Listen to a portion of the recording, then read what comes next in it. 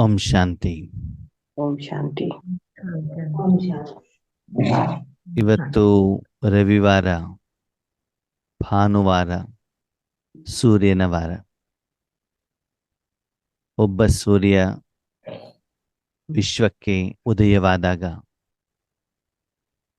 ಕತ್ತಲು ಹೇಗೆ ಹೋಗತ್ತೋ, ಜನ ಎಲ್ಲರೂ ಕೂಡ ಹಾಸಿಗೆಯಿಂದ ಎದ್ದು ಬಿಟ್ಟು ತಮ್ಮ ದಿನನಿತ್ಯದ ಕಾರ್ಯವನ್ನ ಮಾಡಲಿಕ್ಕೆ ಆರಂಭ ಮಾಡ್ತಾರೆ ನಿರ್ಭಯದಿಂದ ಅಲ್ವಾ. ಸೂರ್ಯನಿದ್ದಾಗ ಅಷ್ಟೆಲ್ಲ ಭಯ ಹೇಳುವಂಥದ್ದು ಇರೋದಿಲ್ಲ. ರಾತ್ರಿಯ ಸಮಯದಲ್ಲಿ ಕಳ್ಳರು, ಕಾಕರು ಭಯ ಇರುತ್ತೆ, ಮುಖ್ಯವಾಗಿ ಮಹಿಳೆಯರಿಗೆ, ಸ್ತ್ರೀಯರಿಗೆ. ಹಾಗೇನೆ ಪ್ರಪಂಚದಲ್ಲೂ ಕೂಡ ನಮ್ಮ ಜೀವನದಲ್ಲಿ ಎಷ್ಟು ಸಮಯ ಜ್ಞಾನ ಸೂರ್ಯ ಇಡ್ತಾರೋ ಅಷ್ಟು ನಿರ್ಭಯದಿಂದ, ಖುಷಿಯಿಂದ, ಆನಂದದಿಂದ ನಾವು ಜೀವನವನ್ನ ಮಾಡಲಿಕ್ಕೆ ಸಾಧ್ಯ ಇದೆ ಆತ್ಮೀಯರೇ. 1 ವಾರಗಳ ಕಾಲ ನಿರಂತರವಾಗಿ ವಾತಾವರಣದಲ್ಲಿ ಮೋಡ ಇದ್ದು ಮಳೆ ವಾತಾವರಣ ಇದ್ದರೆ ಪ್ರಪಂಚದಲ್ಲಿ ಕಾಯಿಲೆ ಬರತ್ತೋ ಬರಲ್ವೋ? ಬರುತ್ತೋ ಬರಲ್ವೋ? 1 ವಾರ ಮಳೆ ಇದೆ ಅಂತ ತಿಳ್ಕೊಳ್ಳಿ, ಮೋಡ ಇದೆ, ಕೆಮ್ಮು, ನೆಗಡಿ, ಜ್ವರ ಹೆಚ್ಚಿಗೆ ಆಗತ್ತೋ ಆಗಲ್ವೋ? ಅದ್ಯಾಕಾಗತ್ತೆ? ಅದ್ಯಾಕಾಗತ್ತೆ? ವಾತಾವರಣ ಎಲ್ಲ ಶೀತ. ಅಂದರೆ ಆ ವೈರಸ್ ಬ್ಯಾಕ್ಟೀರಿಯಾವನ್ನ ಸಾಯಿಸುವಂತ ಸೂರ್ಯನ ಕಿರಣ ಭೂಮಿಯನ್ನ ತಲುಪಿಲ್ಲ. ವ್ಯತ್ಯಾಸ ಒಂದೇ. ಸೂರ್ಯನ ಪ್ರಕಾಶ ಭೂಮಿಗೆ ತಲುಪಿಲ್ಲ. ಮಧ್ಯದಲ್ಲಿರುವಂತ ಮೋಡ ಏನು ಮಾಡ್ತಾ ಇದೆ ಆತ್ಮೀಯರೇ, ಆ ಒಂದು ಪ್ರಕಾಶವನ್ನ ತಡೀತಾ ಇದೆ. ಅದಕ್ಕಾಗಿ ಮನುಷ್ಯನ ಶರೀರಕ್ಕೆ ಕಾಯಿಲೆ ಬಂದ್ಬಿಟ್ಟು ಅವನು ಡಾಕ್ಟರ್ ಹತ್ರ ಹೋಗ್ತಾನೆ. ಡಾಕ್ಟರ್ ಹತ್ರ ತುಂಬಾ ದೊಡ್ಡ ಕ್ಯೂ ಇರುತ್ತೆ ಅಲ್ವಾ. ಯಾವಾಗ ಮತ್ತು ಸೂರ್ಯನ ಪ್ರಕಾಶ ಬರ್ಲಿಕ್ಕೆ ಸ್ಟಾರ್ಟ್ ಆಗತ್ತೋ ಪ್ರಪಂಚದಲ್ಲಿರುವಂತ ಎಷ್ಟೋ ವಸ್ತುಗಳು ಏನಾಗ್ಬಿಡ್ತವೆ, ಕೊಳೆಯುವಂಥದ್ದೆಲ್ಲ ಶುದ್ಧವಾಗಿಬಿಡ್ತದೆ, ಕಾಯಿಲೆಗಳು ಸರಿ ಹೋಗ್ತವೆ ಅಲ್ವಾ. ಹಾಗೇನೆ ನಮ್ಮ ಜೀವನದಲ್ಲೂ ಕೂಡ ಸಮಸ್ಯೆಗಳು, ವಿಘ್ನಗಳು, ತೊಂದರೆಗಳು ನಿಜವಾದಂತ ಶಾಂತಿ, ಸುಖ, ಸಂತೋಷ, ಆನಂದ ಅನುಭವ ಮಾಡಲಿಕ್ಕೆ ಅಡೆತಡೆಯಾಗಿ ನಿಂತು ಬಿಡ್ತವೆ. ಯಾವಾಗ ನಾವು ಸೂರ್ಯನ ಕಡೆ ಮುಖ ಮಾಡ್ತೀವೋ, ಜ್ಞಾನ ಸೂರ್ಯನ ಕಡೆಗೆ, ಆ ಮೋಡಗಳು ಕರಗಿ ಬಿಡುತ್ತಾವೋ, ಅವಾಗ ಭಗವಂತನ ಶಕ್ತಿ ನಮ್ಮ ಜೀವನದಲ್ಲಿ ಪ್ರವಾಹ ಆಗಲಿಕ್ಕೆ ಆರಂಭ ಆಗತ್ತೆ. ಆ ಮೂಲಕ ಧೈರ್ಯದಿಂದ, ಖುಷಿಯಿಂದ, ಸಂತೋಷದಿಂದ, ಆನಂದದಿಂದ ನಮ್ಮ ಜೀವನವನ್ನ ನಡೆಸಲಿಕ್ಕೆ ಸಾಧ್ಯವಾಗತ್ತೆ. ಮತ್ತು ನಿಮಗೆ ಸ್ಥಳ ಎಲ್ಲ ಸ್ಪಷ್ಟವಾಗಿ ಗೊತ್ತಾಗುತ್ತೆ. ಎಷ್ಟೇ ಎಕ್ಸ್ಪರ್ಟ್ ಡ್ರೈವರ್ ಇದ್ರೂ ಕೂಡ ಹಗಲಲ್ಲಿ ಮಾಡುವಂತ ಡ್ರೈವಿಂಗಿಗೂ ನೈಟ್ ಮಾಡುವಂತ ಡ್ರೈವಿಂಗು ತುಂಬಾ ವ್ಯತ್ಯಾಸ ಇದೆ. ಹಗಲಲ್ಲಿ ನಿಮಗೆ ಹಗ್ಗನೋ ದಾರಾನೋ ಸರಿಯಾಗಿ ಗೊತ್ತಾಗತ್ತೆ, ಹೊಂಡ ದೂರದಿಂದನೇ ಗೊತ್ತಾಗುತ್ತೆ ಯಾವ ವೆಹಿಕಲ್ ಬರ್ತಾ ಇದೆ ಅಂತ. ರಾತ್ರಿಯಲ್ಲಿ ಎಷ್ಟೇ ಬಲ್ಬ್ ಹಾಕಿದ್ರು ಅದು ಕೃತಕ ಅದು ಅಲ್ವಾ. ಹಗಲಲ್ಲಿ ಎಷ್ಟೇ ಬಲ್ಬ್ ಹಾಕಿದ್ರು ಕೂಡ ಸೂರ್ಯನ ಪ್ರಕಾಶದ ಎದುರುಗಡೆ ಆ ಬಲ್ಬಿನ ಪ್ರಕಾಶ ಅಷ್ಟು ಏನಾಗೋದಿಲ್ಲ, ಕಾಣೋದಿಲ್ಲ. ಅದಕ್ಕಾಗಿ ಆತ್ಮೀಯರೇ, ನಾವು ಬಲ್ಬಿನ ಪ್ರಕಾಶದ ಆಧಾರದಲ್ಲಿ ಜೀವನ ಮಾಡಬೇಕು, ಸೂರ್ಯನ ಬೆಳಕಿನ ಕೆಳಗಡೆ ಆಧಾರದಲ್ಲಿ ಜೀವನ ಮಾಡಬೇಕು. ಯಾವ್ದ್ರಲ್ಲಿ ಮಾಡ್ಬೇಕು? ಸೂರ್ಯ ಬೇಕು, ಬಲ್ಬ್ ಬೇಕು? ಹಾ, ಸೂರ್ಯ ಯಾರು, ಬಲ್ಬ್ ಯಾರು? ಸೂರ್ಯ ಯಾರು, ಬಲ್ಬ್? ದೇಹ ಬಲ್ಬು, ಆತ್ಮ ಸೂರ್ಯ. ಭಗವಂತ ಏನ್ ಹೇಳ್ತಾರೆ, ನನಗೆ ಅಪ್ಪ ಇದ್ದಾರೆ, ನನಗೆ ಪತಿ ಇದ್ದಾರೆ, ಮಕ್ಕಳಿದ್ದಾರೆ, ನನ್ನ ಹತ್ರ ಹಣ ಇದೆ, ಅಂತಸ್ತಿದೆ, ಅಧಿಕಾರ ಇದೆ. ಇದೆಲ್ಲ ಬಲ್ಬು ಯಾವಾಗ ಬೇಕಾದ್ರೂ ಆಫ್ ಆಗ್ಬಿಡ್ಬೋದು ಅಲ್ವಾ. ಪರಮಾತ್ಮ ಇದ್ದಾರೆ ಅಂತಿದೆಯಲ್ಲ, ಇದು ಸೂರ್ಯ. ಕರೆಂಟ್ ಯಾವಾಗ ಬೇಕಾದ್ರೂ ಹೋಗ್ಬೋದು. ಸೂರ್ಯ ಬೆಳಿಗ್ಗೆ 6 ಗಂಟೆಗೆ ಬಂದು ಸಾಯಂಕಾಲ 6 ಗಂಟೆವರೆಗೂ ಪಕ್ಕ ಇರ್ತಾರೆ, ಗ್ಯಾರಂಟಿ. ಹೌದಾ? ಅದ್ರ ಮಧ್ಯೆ ಕರೆಂಟ್ ಗ್ಯಾರಂಟಿ ಇಲ್ಲ. ಪತಿ ಇರ್ಬೋದು, ಅಪ್ಪ ಅಮ್ಮ ಇರ್ಬೋದು, ಹೆಸರು ಇರ್ಬೋದು, ಕೀರ್ತಿ ಇರ್ಬೋದು, ಆರೋಗ್ಯ ಇರ್ಬೋದು, ಶರೀರ ಇರ್ಬೋದು. ಇವತ್ತಿರುತ್ತೆ, ನಾಳೆ ಇರಲ್ಲ ಆತ್ಮೀಯರೇ. ಅದು ಕ್ಷಣಿಕ. ಅದ್ರ ಮೇಲೆ ನಂಬಿ ಕುತ್ಕೊಳ್ಲಿಕ್ಕೆ ಆಗೋದಿಲ್ಲ. ಅಂದ್ರೆ ಯಾರನ್ನ ನಂಬೇಕು? ಪರಮಾತ್ಮನನ್ನ, ತಂದೆಯನ್ನ, ಶಿವನನ್ನ, ದೇವರನ್ನ, ಭಗವಂತನನ್ನ. ಹಾಗಿದ್ರೆ ಪರಮಾತ್ಮನ ಪರಿಚಯವನ್ನ ಪಡ್ಕೊಂಡ್ವಿ. ಆತ್ಮದ ಪರಿಚಯವನ್ನ ಪಡ್ಕೊಂಡ್ವಿ. ಪರಮಾತ್ಮನ ಕರ್ತವ್ಯ ಈ ಪ್ರಪಂಚವನ್ನ ಬದಲಾವಣೆ ಮಾಡಬೇಕು, ಮುಖ್ಯವಾಗಿ ಆತ್ಮದ ಪರಿವರ್ತನೆ ಮಾಡ್ತಾರೆ ಭಗವಂತ ಹೇಳುವಂತ ವಿಷಯವನ್ನು ತಿಳ್ಕೊಂಡ್ವಿ. ಆದರೆ ಯಾವ ಮೂಲಕ, ಯಾವ ರೀತಿಯಲ್ಲಿ, ಯಾವ ವಿಧದಲ್ಲಿ ಅವರು ಈ ಆತ್ಮಗಳ ಪರಿವರ್ತನೆ ಮಾಡ್ತಾರೆ ಹೇಳುವುದನ್ನು ಇವತ್ತು ತಿಳ್ಕೊಳ್ಳೋಣ. ಶಾರೀರಿಕವಾಗಿ ಒಂದು ಮಗು ಈ ಪ್ರಪಂಚಕ್ಕೆ ಬಂದಾಗ ಆ ಮಗುಗೆ ಏನೇನ್ ಟ್ರೀಟ್ಮೆಂಟ್ ಸಿಗತ್ತೆ? ಶರೀರ ಬಿಡುವವರೆಗೂ, ಜನ್ಮದಿಂದ ಸಾಯುವವರೆಗೂ, ಒಂದು ಆತ್ಮ ಎಂಟ್ರಿ ಆದ್ಮೇಲೆ ಶರೀರ ಬಿಡುವವರೆಗೂ ಶರೀರಕ್ಕೆ ಏನೇನ್ ಟ್ರೀಟ್ಮೆಂಟ್ ಸಿಗತ್ತೆ ಪ್ರಪಂಚದಿಂದ, ಯಾರ್ಯಾರಿಂದ ನಾವ್ ಹೇಳ್ಬೋದಾ? ಜನ್ಮದಿಂದ ಸಾಯುವವರೆಗೂ ಒಂದು ಶರೀರಧಾರಿ, ಸ್ತ್ರೀ ಇರ್ಬೋದು ಪುರುಷ ಇರ್ಬೋದು, ಆ ಶರೀರಕ್ಕೆ ಯಾವ್ಯಾವ ರೀತಿಯ ಪಾಲನೆ, ಪೋಷಣೆ, ರಕ್ಷಣೆ ಸಿಗತ್ತೆ? ಪ್ರಶ್ನೆ ಅರ್ಥ ಆಯ್ತು, ಅರ್ಥ ಆಗಿಲ್ವೋ? ನೋಡಿ, ಇಲ್ಲಿ ಎರಡು ವಸ್ತು ಇದೆ, ಒಂದು ಆತ್ಮ, ಇನ್ನೊಂದು ಶರೀರ. ಹೌದಾ? ಓಕೆ. ಈಗ ಶರೀರ ಈ ಪ್ರಪಂಚಕ್ಕೆ ಬರಬೇಕಾದ್ರೆ ಆ ಶರೀರಕ್ಕೆ ಬರ್ಲಿಕ್ಕೆ ಯಾರಾದ್ರೊಬ್ರು ಕಾರಣೀಕರ್ತ ಆಗಿರ್ಬೇಕು. ಬಂದ್ಮೇಲೆ ಅದಕ್ಕೊಂದು ಪಾಲನೆ ಅಂತ ಮಾಡ್ಬೇಕೋ ಬೇಡವೋ? ಓಕೆ. ಅದು ಹೇಗೆ ಆರಂಭ ಆಗತ್ತೆ, ಹೇಗೆ ನಡ್ಕೊಂಡು ಹೋಗುತ್ತೆ, ಯಾರ್ಯಾರಿಂದ ಸಿಗತ್ತೆ? ಓಕೆ, ಪ್ರಶ್ನೆ ಅರ್ಥ ಆಗಿಲ್ಲ, ನಾವು ಉತ್ತರ ಹೇಳಿದ್ಮೇಲೆ ಪ್ರಶ್ನೆ ಅರ್ಥ ಆಗ್ತದೆ. ನೋಡಿ, ಒಂದು ಆತ್ಮ ಶರೀರ ಪಡ್ಕೊಂಡು ಬರಬೇಕು ಅಂತಂದ್ರೆ ಶರೀರ ತನ್ನಿಂತಾನೆ ಬರೋದಿಲ್ಲ. ಅದಕ್ಕೆ ತಂದೆ ತಾಯಿ ನಿಮಿತ್ತ ಆಗ್ತಾರೆ. ಯಾರು ನಿಮಿತ್ತ ಆಗ್ತಾರೆ? ತಂದೆ ತಾಯಿ ಅಲ್ವಾ? ತಾಯಿಯ ಗರ್ಭ, ತಾಯಿಯ ಶರೀರ. ಆವಾಗ ಆತ್ಮ ಆ ಮಗುವನ್ನ, ಆ ಶರೀರವನ್ನ ಏನ್ ಮಾಡ್ಬೇಕಾಗತ್ತೆ? 9 ತಿಂಗಳು ಹೊಟ್ಟೆಯಲ್ಲಿ ಇಟ್ಬಿಟ್ಟು ಏನ್ ಮಾಡ್ಬೇಕಾಗ್ತದೆ? ಪಾಲನೆ ಮಾಡ್ಬೇಕು, ಮಾಡಬಾರ್ದು? ಓಕೆ. ಮಾಡ್ತಾ ಇರೋದು ಯಾರು? ತಾಯಿ ಹೇಳುವಂತ ಆತ್ಮ. ಮಾಡ್ತಾ ಇರೋದು ಯಾರು? ತಾಯಿ ಹೇಳುವಂತ ಆತ್ಮ. ಯಾವ್ದ್ರ ಮೂಲಕ? ಶರೀರ ಹೇಳುವಂತ ಸಾಧನದ ಮೂಲಕ. ಯಾವ್ದ್ರ ಮೂಲಕ?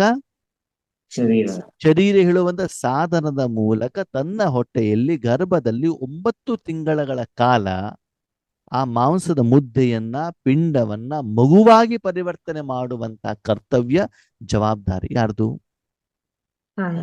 ತಾಯಿದು. ತಾಯಿ ಜವಾಬ್ದಾರಿ ಆದ್ರೂ ಅದಕ್ಕೆ ತಂದೆ ಬೇಕೇ ಬೇಕು. ಹೌದಾ? ತಂದೆ ಮತ್ತು ತಾಯಿಯ ಕಾರಣದಿಂದ 9 ತಿಂಗಳ ಕಾಲ ಅದು ಗರ್ಭದಲ್ಲಿದ್ದು ಹೊರಗಡೆ ಬಂತು. ಮುಂದೆ ಜನ್ಮ ಕೊಟ್ಬಿಟ್ಟು ಬಿಟ್ಬಿಡ್ತಾರ ಅಪ್ಪ ಅಮ್ಮ? ಇಲ್ಲ. ಮುಂದೆ ಹೇಗೆ ಪಾಲನೆ ಮಾಡ್ತಾರೆ? ಹಾಲು ಕುಡಿಸ್ಬೇಕು, ಕಾಂಪ್ಲಾನ್ ಕುಡಿಸ್ಬೇಕು, ಬಟ್ಟೆ ಹಾಕ್ಬೇಕು, ಸ್ನಾನ ಮಾಡಿಸ್ಬೇಕು, ಪೋಲಿಯೋ ಡ್ರಾಪ್ಸ್ ಕುಡಿಸ್ಬೇಕು ಅಲ್ವಾ? ಮಾಡ್ತಾ ಇರೋರು ಯಾರು? ಆತ್ಮ. ಮಾಡ್ತಾ ಇರೋದು ಯಾರು? ಆತ್ಮ. ತಾಯಿ ಹೇಳುವಂತ ಆತ್ಮ, ತಂದೆ ಹೇಳುವಂತ ಆತ್ಮ, ಡಾಕ್ಟರ್ ಹೇಳುವಂತ ಆತ್ಮ, ಸಹೋದರ ಹೇಳುವಂತ ಆತ್ಮ. ಅದರ ಮೂಲಕ ಹಾಲು, ಆಹಾರ, ಬಟ್ಟೆ, ಸೋಪು, ಪೋಲಿಯೋ ಡ್ರಾಪ್ಸ್. ಸಾಧನಗಳು ಬೇರೆ, ಮಾಡ್ತಾ ಇರೋದು ವ್ಯಕ್ತಿ ಬೇರೆ. ಸಾಧನಗಳು ಕಾಣ್ತಾವೆ, ವ್ಯಕ್ತಿ ಕಾಣೋದಿಲ್ಲ. ಅರ್ಥ ಆಯ್ತು ನಿಮ್ಗೆ? ಅದರ ಮೂಲಕ, ಎದೆಯ ಮೂಲಕ ಹಾಲು ಕೊಡ್ತಾರೆ, ಸ್ಪೂನಿನ ಮೂಲಕ ಹಾರ್ಲಿಕ್ಸ್ ತಿನ್ನಿಸ್ತಾಳೆ ತಾಯಿ, ಮೈಸೂರು ಸ್ಯಾಂಡಲ್ ಸೋಪ್ ಮೂಲಕ ಸ್ನಾನ ಮಾಡಿಸ್ತಾಳೆ ಅಲ್ವಾ? ನೆಕ್ಸ್ಟ್, ಶಿಕ್ಷಕನ ಮೂಲಕ ಶಿಕ್ಷಣ ಸಿಗಬೇಕು, ಅವರು ಕೂಡ ಆತ್ಮನೇ, ಅದು ಸಂಬಂಧ ಬೇರೆ. ತಾಯಿಯಿಂದ ಜನ್ಮ ಅಲ್ವಾ? ತಂದೆ ತಾಯಿ ಮತ್ತು ಪೇರೆಂಟ್ಸ್ ಗಳ ಮೂಲಕ ಪಾಲನೆ, ಶಿಕ್ಷಕನ ಮೂಲಕ ಶಿಕ್ಷಣ. ಮುಂದೆ ಜಾಬ್ ಸಿಗಬೇಕು, ಆರೋಗ್ಯ ಸರಿ ಇಲ್ಲ ಅಂದ್ರೆ ಡಾಕ್ಟರ್ ಇಂಜೆಕ್ಷನ್ ಕೊಡ್ಬೇಕು, ಮನೆಯಲ್ಲಿ ಮಂಚ ಬೇಕು ಅಂದ್ರೆ ಕಾರ್ಪೆಂಟರ್ ತಂದ್ಬಿಟ್ಟು ಮಂಚ ರೆಡಿ ಮಾಡಿ ಕೊಡಬೇಕು. ಒಂದು ವೇಳೆ ಮಗು ಏನಾದ್ರು ತಪ್ಪು ದಾರಿಯಲ್ಲಿ ನಡೆದ್ರೆ ತಂದೆ ತಾಯಿ ಶಿಕ್ಷೆ ಕೊಟ್ಬಿಟ್ಟು ಅದನ್ನ ಏನ್ ಮಾಡ್ಬೇಕು? ಸರಿನೋ ಅಂದಮೇಲೆ ಆ ಶರೀರಕ್ಕೆ ಈ ಪ್ರಪಂಚದಲ್ಲಿ ಬೇರೆ ಬೇರೆ ಆತ್ಮಗಳು ಬೇರೆ ಬೇರೆ ಸಮಯದಲ್ಲಿ ಪಾಲನೆ, ಪೋಷಣೆ, ರಕ್ಷಣೆ, ಸಹಾಯ, ಸಹಯೋಗ ಕೊಡಬೇಕು, ಕೊಡಬಾರದು? ಯಾರು ಕೊಡ್ತಾರೆ? ಮನುಷ್ಯ ಆತ್ಮರು ತಾನೇ ಕೊಡ್ತಾರೆ. ಯಾರು ಕೊಡ್ತಾರೆ? ಆ ಶರೀರಕ್ಕೆ ಬೇಕಾಗಿರುವಂತ ಎಲ್ಲ ಪಾಲನೆ, ಪೋಷಣೆಯನ್ನು ತಂದೆ, ತಾಯಿ, ಶಿಕ್ಷಕ, ಗುರು, ಸ್ನೇಹಿತ, ಡಾಕ್ಟರು, ಇಂಜಿನಿಯರು, ಬೇರೆ ಬೇರೆ ರೂಪದಲ್ಲಿ, ಬೇರೆ ಬೇರೆ ಸಂಬಂಧದಲ್ಲಿ, ಬೇರೆ ಬೇರೆ ಶರೀರದ ಮೂಲಕ ಆ ಶರೀರಕ್ಕೆ ಬೇಕಾಗಿರೋದನ್ನು ಕೊಡಬೇಕಾಗ್ತದೆ. ಆದ್ಮೇಲೆ ಇದು ಶರೀರದ ಪಾಲನೆ ಪೋಷಣೆ. ಅವರೆಲ್ಲರ ಉದ್ದೇಶ ಏನು ಅಂದ್ರೆ ಆ ಶರೀರ ಚೆನ್ನಾಗಿರ್ಬೇಕು, ಆ ವ್ಯಕ್ತಿ ಚೆನ್ನಾಗಿರ್ಬೇಕು, ಆ ಮಹಿಳೆ ಚೆನ್ನಾಗಿರ್ಬೇಕು, ಆ ಪುರುಷ ಚೆನ್ನಾಗಿರ್ಬೇಕು.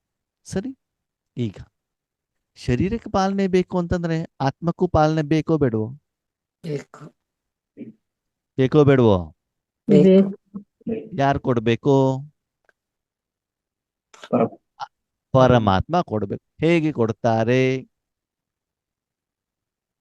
ವಿಷಯ ಅರ್ಥ ಆಯ್ತು ನಿಮಗೆ? ಸುಮ್ಮನೆ ಜನ್ಮ ಕೊಟ್ಬಿಟ್ಬಿಟ್ರೆ ಆಗಿಲ್ಲ. ಮುಂದೆ ಆತ್ಮ ಶರೀರದ ಜೊತೆಯಲ್ಲಿ ಇರುವವರೆಗೂ ಕೂಡ ಆ ಶರೀರಕ್ಕೆ ಬೇಕಾಗಿರುವಂತ ಅವಶ್ಯಕವಾಗಿರುವಂತ ಎಲ್ಲ ವಸ್ತು, ವ್ಯಕ್ತಿ, ವಿಷಯ, ಪಾಲನೆ, ಸಂಸ್ಕಾರ ಎಲ್ಲವನ್ನ ಕೊಡುವಂಥದ್ದು ಈ ಪ್ರಪಂಚದಲ್ಲಿ ಸರ್ವರ ಜವಾಬ್ದಾರಿ.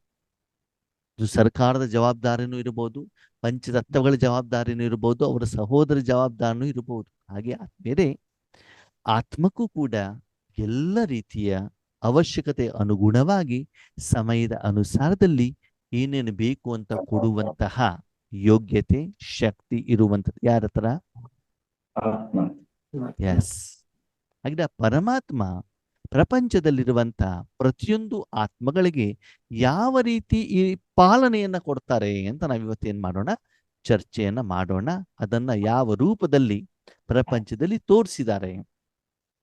ಶಿಕ್ಷಕನ ರೂಪದಲ್ಲಿ ಶಿಕ್ಷಣ, ತಂದೆ ತಾಯಿಯ ರೂಪದಲ್ಲಿ ಹಾಲು ಕೊಡೋದು, ಸ್ನಾನ ಮಾಡೋದು ಹೇಗೆ ಸ್ಥೂಲ ರೂಪದಲ್ಲಿ ತೋರಿಸ್ತಾರೋ ಹಾಗೆ ವೇದಶಾಸ್ತ್ರ ಪುರಾಣಗಳಲ್ಲಿ ಭಕ್ತಿ ಮಾರ್ಗದಲ್ಲಿ ಪರಮಾತ್ಮನ ತನ್ನ ಕರ್ತವ್ಯವನ್ನ ಯಾವ ರೂಪದಲ್ಲಿ ತೋರಿಸಿದ್ದಾರೆ, ಆದ್ರೆ ಆಕ್ಚುಲಿ ಅವರು ಮಾಡಿರೋದು ಹೇಗೆ ಹೇಳುವಂತ ವಿಷಯವನ್ನ ಇವತ್ತು ನಾವು ತಿಳ್ಕೊಳ್ಳೋಣ. ಓಕೆ, ಭಗವಂತನಿಗೆ ಇಂಗ್ಲಿಷ್ನಲ್ಲಿ ಏನ್ ಹೇಳ್ತಾರೆ? God. God. GOD, generation, operation, destruction. ಸ್ಥಾಪನೆ, ಪಾಲನೆ, ವಿನಾಶ. ಬ್ರಹ್ಮನ ಮೂಲಕ ಸ್ಥಾಪನೆ, ವಿಷ್ಣುವಿನ ಮೂಲಕ ಪಾಲನೆ, ಶಂಕರನ ಮೂಲಕ ವಿನಾಶ. ಯಾರು ಮಾಡಿಸ್ತಾರೆ? ಶಿವ. ಇಲ್ಲಿ ಕಾಣ್ತಾ ಇದೆ ನಿಮ್ಗೆ ಮೇಲುಗಡೆಗೆ ನಿರಾಕಾರವಾದಂತ ಶಿವ. ಯಾರಿದ್ದಾರೆ ಇಲ್ಲಿ? ಶಿವ. ನಿರಾಕಾರ ಶಿವ. ಇಲ್ಲಿ ಬ್ರಹ್ಮ, ವಿಷ್ಣು, ಶಂಕರ ಅಲ್ವಾ? ಹಾಗಿದ್ರೆ ಶರೀರದ ಜೀವನ ಎಲ್ಲಿಂದ ಸ್ಟಾರ್ಟ್ ಆಗತ್ತೆ? ಎಲ್ಲಿಂದ ಸ್ಟಾರ್ಟ್ ಆಗತ್ತೆ? ಮೊದಲು ಜನ್ಮ. ಮೊದ್ಲೇನ್ ಕೊಡ್ಬೇಕು? ಜನ್ಮನೇ ಕೊಡ್ತೀರ ನೀವು, ಪಾಲನೆ ಎಲ್ಲಿಂದ ಕೊಡ್ತೀರಿ? ಫಸ್ಟಿಗೆ ಏನ್ ಕೊಡ್ಬೇಕಾಗ್ತದೆ? ಜನ್ಮ. ಹಾಗೆ ಇಲ್ಲೂ ಕೂಡ ಏನ್ ಕೊಡ್ಬೇಕಾಗ್ತದೆ? ಫಸ್ಟ್ ಜನ್ಮ. ಯಾರ ಮೂಲಕ? ಬ್ರಹ್ಮಾರವರ ಮೂಲಕ. ಯಾಕಂದ್ರೆ ಪರಮಾತ್ಮ ಯಾರು? ಆತ್ಮ ಸ್ವರೂಪಿ. ನಾವು ಹಿಂದಿನ ದಿನಗಳಲ್ಲಿ ನಾವು ಚರ್ಚೆ ಮಾಡಿದೀವಿ, ಬರೀ ಆತ್ಮ ಯಾವುದೇ ಕರ್ಮವನ್ನ ಮಾಡ್ಲಿಕ್ಕೆ ಆಗೋದಿಲ್ಲ. ಆತ್ಮ ಕರ್ಮ ಮಾಡ್ಲಿಕ್ಕೆ ಏನ್ ಬೇಕು? ಕರ್ಮೇಂದ್ರಿಯಗಳು ಬೇಕು. ಅದಕ್ಕೆ ಸೂಕ್ಷ್ಮ ಶರೀರನೂ ಬೇಕು, ಸ್ಥೂಲ ಶರೀರನೂ ಕೂಡ ಬೇಕು. ಹಾಗೆ ಪರಮಾತ್ಮನಿಗೆ ತನ್ನದೇ ಆದಂತ ಸೂಕ್ಷ್ಮ ಶರೀರ ಇಲ್ಲ, ಸ್ಥೂಲ ಶರೀರ ಇಲ್ದಿದ್ದಾಗ ಬೇರೆಯವರದನ್ನ ಆಧಾರವಾಗಿ ಇಟ್ಕೊಳ್ಬೇಕಾಗ್ತದೆ. ಈಗ ಉದಾಹರಣೆಗೆ ನಿಮ್ಮ ಎದುರುಗಡೆಗೆ ಯಾರಿದ್ದಾರೆ? ನಿಮ್ಮ ಎದುರುಗಡೆಗೆ ಇವಾಗ ಯಾರಿದ್ದಾರೆ? ಯಾರು ಮಾತಾಡ್ತಿದ್ದಾರೆ? ಯೋಗೇಶ್ ಅಣ್ಣ. ಸರಿ, ಯೋಗೇಶ್ ಅಣ್ಣ ನಿಮ್ಮ ಎದುರುಗಡೆಗೆ ಏನು ಮಾತಾಡ್ತಿದ್ದಾರೆ. ಅವರು ಬೆಂಗಳೂರಿಗೆ ಹೋಗ್ಬೇಕಾಗಿ ಬಂತು, ಅವ್ರಿಗೆ ಜಾಬ್ ಸಿಕ್ತು. ಎಲ್ಲಿ? ಬೆಂಗಳೂರಲ್ಲಿ. ನನಗೆ ಜಾಬ್ ಬೇಕು. ಯಾಕೆ ಬೇಕು ಜಾಬ್? ನನ್ನ ಕೆಲಸ ಆಗ್ಬೇಕು, ಶರೀರವನ್ನ ಪಾಲನೆ ಮಾಡ್ಬೇಕು. ಶರೀರ ನಿರ್ವಹಣೆ ಮಾಡಬೇಕು, ಅಪ್ಪ ಅಮ್ಮನನ್ನು ಪಾಲನೆ ಮಾಡಬೇಕು. ಅದಕ್ಕೆ ನನಗೆ ಹಣ ಬೇಕು, ಹಣ ಬೇಕು, ಜಾಬ್ ಬೇಕು. ಜಾಬ್ ಎಲ್ಲಿ ಸಿಕ್ಕಿದೆ? ಬೆಂಗಳೂರಲ್ಲಿ. ಬೆಂಗಳೂರಿನೆಲ್ಲ ಜಾಬ್ ಮಾಡ್ಬೇಕು. ಜಾಬ್ ಮಾಡ್ಬೇಕು ಅಂದ್ರೆ ಇರ್ಲಿಕ್ಕೆ ಮನೆ ಬೇಕೋ ಬೇಡವೋ? ಸರಿ, ಹಾಗಂತ ನನ್ನ ಸ್ವಂತ ಮನೆ ಇಲ್ಲ. ಏನಿಲ್ಲ? ಸ್ವಂತ ಮನೆ ನನ್ನ ಬೆಂಗಳೂರಿನಲ್ಲಿ ಇಲ್ಲ. ಆಗ ನಾನು ಏನ್ ಮಾಡ್ಬೇಕಾಯ್ತು? ಬಾಡಿಗೆ ಮನೆ ನಾನು ತಗೊಳ್ಬೇಕು. ಓಕೆ, ಹಾಗಿದ್ರೆ ಬೆಂಗಳೂರಿನಲ್ಲಿ ಎಲ್ಲಾ ಬಾಡಿಗೆ ಮನೆ ತಗೊಂಡ್ಬಿಡ್ತೀನ ನಾನು? ಒಂದು ಬಾಡಿಗೆ ಮನೇಲಿ ಹೋಗ್ಬಿಟ್ಟು ಆ ಮನೇಲಿ ಇದ್ದು ಒಂದು ತಿಂಗಳಾದ್ಮೇಲೆ ಅವ್ರಿಗೆ ಏನ್ ಮಾಡ್ಬೇಕಾಗ್ತದೆ ನಾನು? ಈಗ ಕಿರಣ್ ಅಣ್ಣವ್ರು ಬೆಂಗಳೂರಿನಲ್ಲೇ ಇದ್ದಾರೆ. ಓಕೆ, ಅವ್ರ ಹತ್ರ ಸ್ವಂತ ಮನೆ ಇದೆ. ಅವಾಗ ಅವ್ರು ಸ್ವಂತ ಮನೇಲಿ ಇರ್ತಾರೋ ಬಾಡಿಗೆ ಮನೇಲಿ ಇರ್ತಾರ? ಸ್ವಂತ ಮನೆ. ಸ್ವಂತ ಮನೆ. ಸ್ವಂತ ಮನೇಲಿ ಇರ್ತಾರಲ್ಲ. ಯಾರ್ದ ಸ್ವಂತ ಮನೆ ಇದೆ ಅವ್ರು ಸ್ವಂತ ಮನೇಲಿ ಇರ್ತಾರೆ. ಯಾರ್ದ ಸ್ವಂತ ಮನೆ ಇಲ್ಲ ಅವ್ರು ಏನ್ ಮಾಡ್ಬೇಕಾಗ್ತದೆ? ಬಾಡಿಗೆ ಬಾಡಿಗೆ ಮನೇಲಿ ಬಾಡಿಗೆ ಇದ್ಬಿಟ್ಟು ಮನೆ. ಕೆಲಸವನ್ನ ಮಾಡ್ಬೇಕಾಗ್ತದೆ. ಎಸ್, ಅಂದ್ಮೇಲೆ ಕೆಲಸ ಆಗ್ಬೇಕು, ನಾನು ಮಾಡ್ಲೇಬೇಕಲ್ವಾ? ಅಂದ ಮೇಲೆ ಭಗವಂತನ ಪಾತ್ರ ಇದೆ. ಭಗವಂತ ಪ್ರಪಂಚಕ್ಕೆ ಬರ್ಲೇಬೇಕು, ಸತ್ಯುಗ ಸ್ಥಾಪನೆ ಆಗ್ಲೇಬೇಕು, ಸ್ವರ್ಗ ಪರಿವರ್ತನೆ ಆಗ್ಲೇಬೇಕು, ವಿಶ್ವ ಪರಿವರ್ತನೆ ಆಗ್ಬೇಕು ಅಂತಂದ ಮೇಲೆ ಭಗವಂತ ಭೂಲೋಕಕ್ಕೆ ಬರ್ಲೇಬೇಕು. ಹೇಗೆ ಯೋಗೇಶ್ ಅಣ್ಣ ಬೆಂಗಳೂರಿಗೆ ಹೋಗ್ತಾರೋ ಪರಮಾತ್ಮ ಇಲ್ಲಿಗೆ ಬರ್ಬೇಕಾಗ್ತದೆ. ಭೂಲೋಕ. ಭೂಮಿ. ಸರಿ, ಈಗ ಯೋಗೇಶ್ ಅಣ್ಣನ ಹತ್ರ ಅವ್ರದೇ ಆದಂತ ಸ್ವಂತ ಮನೆ ಇದೆ, ಶರೀರ. ಪರಮಾತ್ಮನ ಹತ್ರ ಇದೆಯಾ? ಇಲ್ಲ. ಅವಾಗ ಏನ್ ಮಾಡ್ಬೇಕಾಗ್ತದೆ? ಅವರು ಬಾಡಿಗೆ ಮನೆ ತಗೊಳ್ಬೇಕೋ ಬೇಡವೋ? ತಗೊಳ್ಬೇಕು. ಆ ಬಾಡಿಗೆ ಮನೇನೆ ಬ್ರಹ್ಮಾರವರ ಶರೀರ. ಈ ಶರೀರದ ಮಾಲೀಕ ಯಾರು? ಬ್ರಹ್ಮ. ಯಾರೇಳಿ? ಈ ಬ್ರಹ್ಮ. ಶರೀರದ ಮಾಲೀಕ ಬ್ರಹ್ಮ. ಈ ಶರೀರದೊಳಗಡೆ ಪರಮಾತ್ಮ ಏನ್ ಮಾಡ್ತಾರೆ? ಪರಕಾಯ ಪ್ರವೇಶವನ್ನ ಮಾಡಿ ಎಷ್ಟು ಸಮಯ ಬೇಕೋ ಅಷ್ಟು ಸಮಯದನ್ನು ಉಪಯೋಗ ಮಾಡ್ತಾರೆ. ಇವರ ಶರೀರದಲ್ಲಿ ಏನು ಬರ್ತಾರೋ ಅದಕ್ಕೆ ನಾವು ಶಿವರಾತ್ರಿ ಅಂತ ಹೇಳ್ತೀವಿ. ಪರಕಾಯ ಪ್ರವೇಶದ ಮೂಲಕ ಒಂದು ಶರೀರವನ್ನ ಪ್ರವೇಶ ಮಾಡಿ ಈ ಪ್ರಪಂಚದ ಉದ್ಧಾರಕ್ಕೋಸ್ಕರ, ಈ ಪ್ರಪಂಚದ ಪರಿವರ್ತನೆಗೋಸ್ಕರ ಭಗವಂತನ ಏನು ಅವತರಣೆ ಆಗ್ತದೆ, ಅಲೌಕಿಕ ಜನ್ಮವಾಗ್ತದೆ, ಆತ್ಮಿಕ ಜನ್ಮವಾಗ್ತದೆ, ಅದನ್ನೇ ಶಿವರಾತ್ರಿ ಅಂತ ಕರೆಯಲಾಗತ್ತೆ. ಅದಕ್ಕಾಗಿ ಈ ಪ್ರಪಂಚದಲ್ಲಿರುವಂತಹ ಪ್ರತಿಯೊಂದು ಮನುಷ್ಯಾತ್ಮರಿಗೂ ಕೂಡ ಭಗವಂತ ಬ್ರಹ್ಮಾರವರ ಸೂಕ್ಷ್ಮ ಶರೀರದ ಮೂಲಕ ಜನ್ಮವನ್ನ ಕೊಡ್ತಾರೆ. ಒಂದು ಮಗು ಜನ್ಮ ಕೊಡಬೇಕು ಅಂತಂದ್ರೆ ತಾಯಿ ಕೊಡ್ತಾರೋ ತಂದೆ ಕೊಡ್ತಾರ? ಯಾರು ಕೊಡ್ಬೇಕು? ತಾಯಿ ತಾನೇ ಕೊಡ್ಬೇಕು. ಹಾಗೆ ಪ್ರತಿಯೊಂದು ಆತ್ಮರ ಅಲೌಕಿಕ ಜ್ಞಾನದ ಆತ್ಮಿಕ ಜನ್ಮವನ್ನ ಕೊಡಲಿಕ್ಕೆ ಪರಮಾತ್ಮ ಬ್ರಹ್ಮರವರ ಸೂಕ್ಷ್ಮ ಶರೀರವನ್ನ ಉಪಯೋಗ ಮಾಡ್ತಾರೆ. ಇವರು ಇವಾಗಿಲ್ಲ, ಶಾರೀರಿಕವಾಗಿ ಸ್ಥೂಲ ಶರೀರದ ರೂಪದಲ್ಲಿ ಇಲ್ಲ ಇವರು. ಅದು ಸೂಕ್ಷ್ಮ ಶರೀರ ಇನ್ನೂ ಇದೆ. ಈ ಸೂಕ್ಷ್ಮ ಶರೀರದ ಮೂಲಕ ಬ್ರಹ್ಮ ಮತ್ತು ಪರಮಾತ್ಮ ಇಬ್ಬರೂ ಸೇರಿಬಿಟ್ಟು ಏನ್ ಮಾಡ್ತಿದ್ದಾರೆ? ಕರ್ಮವನ್ನು ಮಾಡ್ತಾ ಇದ್ದಾರೆ. ಓಕೆನಾ? ಅದಕ್ಕೆ ಯಾವ ಬ್ರಹ್ಮಾರವರ ಮೂಲಕ ಕರ್ಮವನ್ನ ಮಾಡಿದ್ರು ಅದಕ್ಕೆ ಭಕ್ತಿ ಮಾರ್ಗದಲ್ಲಿ ಏನ್ ಹೇಳಿದ್ರು ಅಂತಂದ್ರೆ ಬ್ರಹ್ಮನ ಮೂಲಕ ಸ್ಥಾಪನೆ. ಯಾರ ಸ್ಥಾಪನೆ? ಹೀಗೆ ಒಂದು ಮಗುಗೆ ಜನ್ಮ ಕೊಡ್ಬೇಕಲ್ವಾ? ಹಾಗೇನೆ ಬ್ರಹ್ಮಾರವರ ಮೂಲಕ ಆತ್ಮದ ಜನ್ಮ, ಆತ್ಮನ ಪರಿಚಯವನ್ನ ಯಾರು ಕೊಡ್ತಾರೆ? ಶಿವ ಪರಮಾತ್ಮ ಕೊಡ್ತಾರೆ. ಮುಖದ ಮೂಲಕ, ಜ್ಞಾನದ ಮೂಲಕ ಕೊಡ್ತಾ ಇದ್ದಾರೆ. ಓಕೆ, ನೀವೆಲ್ಲ ಆತ್ಮ ಹೌದು ಅಲ್ವೋ? ಹೌದು. ಆತ್ಮದ ಜನ್ಮ ನಿಮ್ಗೆ ಇವಾಗ ಆಗಿದ್ಯೋ ಆಗಿಲ್ವೋ? ಹೇಗಾಗಿದೆ? ಜ್ಞಾನದ ಮೂಲಕ. ಜ್ಞಾನ ಕೇಳಿದ್ರೆ ತಾನೇ ನೀವು? ಜ್ಞಾನ ಕೇಳಿಬಿಡ್ತಾರೆ ನೀವು ಆತ್ಮ ಅಂತ ನಿಮ್ಗೆ ಗೊತ್ತಾಗಿದ್ದು ಇವಾಗ. ಹಾಗೆ ಜ್ಞಾನದ ಮುಖಾಂತರ ಭಗವಂತ ಏನ್ ಮಾಡ್ತಾರೆ? ಪ್ರತಿಯೊಂದು ಆತ್ಮನಿಗೆ ಏನ್ ಮಾಡ್ತಾರೆ? ಜನ್ಮವನ್ನ ಕೊಡ್ತಾರೆ. ಅಂದ್ರೆ ಮೊದಲು ಸ್ಥಾಪನೆ, ಮೊದಲು ಸ್ಕೂಲ್ ಸ್ಟಾರ್ಟ್ ಆಗ್ಬೇಕು, ಮನೆ ರೆಡಿ ಆಗ್ಬೇಕು, ಆಮೇಲೆ ಮುಂದಿನ ಕೆಲಸ. ಅದಕ್ಕಾಗಿ ಆ ಕೆಲಸವನ್ನ ಭಗವಂತ ಬ್ರಹ್ಮನ ಮೂಲಕ ಮಾಡೋದಕ್ಕೆ ಏನ್ ಮಾಡಿದರು? ಬ್ರಹ್ಮನ ಮೂಲಕ ಸ್ಥಾಪನೆ. ಸರಿ, ನೀವು ತೋರಿಸಿದ್ರೆ ಅಲ್ಲ ರೀ, ಭಕ್ತಿ ಮಾರ್ಗದಲ್ಲಿ ಬ್ರಹ್ಮ ಅಂತಂದ್ರೆ 4 ಮುಖ ತೋರಿಸ್ತಾರೋ ತೋರಿಸಲ್ವೋ? ತೋರಿಸ್ತಾರೆ. ಇಲ್ಲಿ ಯಾವುದೋ ಮನುಷ್ಯನ ಶರೀರ ಕೊಟ್ಬಿಟ್ಟಿದ್ದೀರಿ ನೀವು. ಈ ಒಂದು ಧರ್ಮ ಅಗ್ಲಾನಿ ಆಗಿರುವಂತ ಸಮಯದಲ್ಲಿ ಪರಮಾತ್ಮ ಈಗ ಬಂದ್ಬಿಟ್ಟು ಏನು ಪಾತ್ರವನ್ನ ಮಾಡಿದ್ದಾರೆ ಅದನ್ನ ತುಂಬಾ ವರ್ಷದ ನಂತರದಲ್ಲಿ ಆ ವಿಷಯವನ್ನ ವೇದಶಾಸ್ತ್ರ ಪುರಾಣಗಳ ಮೂಲಕ ಏನ್ ಮಾಡಿದ್ದಾರೆ? ಆಗಿನ ಸಾಧು ಸನ್ಯಾಸಿಗಳು ಬರೆದಿದ್ದಾರೆ ಆ ವಿಷಯವನ್ನ. ಅವಾಗ ಅವ್ರಿಗೆ ಜ್ಞಾನ ಸ್ಪಷ್ಟವಾಗಿರ್ಲಿಲ್ಲ. ಅದಕ್ಕಾಗಿ ಅವ್ರು ಏನ್ ಮಾಡಿದ್ರು? 4 ಮುಖವನ್ನ ತೋರಿಸಿದ್ರು. ಕಾರಣ ಏನು ಅಂತಂದ್ರೆ ಭಗವಂತ ಜ್ಞಾನವನ್ನ 4 ದಿಕ್ಕಿನಲ್ಲಿ ಕೊಟ್ಟಿದ್ದಾರೆ. ವಿಶ್ವದ ಸರ್ವ ಜನರಿಗೂ ಕೊಟ್ಟಿದ್ದಾರೆ, ದೇಶ ವಿದೇಶದಲ್ಲಿ ಕೊಟ್ಟಿದ್ದಾರೆ. ಹೇಳೋದಕ್ಕೆ ಬ್ರಹ್ಮನಿಗೆ ಎಷ್ಟು ಮುಖ ತೋರಿಸಿದ್ದಾರೆ? 4 ಮುಖ ತೋರಿಸಿದ್ದಾರೆ. ಕೈಯಲ್ಲಿ ವೇದವನ್ನ ತೋರಿಸಿದ್ದಾರೆ. ಯಾಕಂದ್ರೆ ಆ ಪರಮಾತ್ಮ 4 ವೇದ.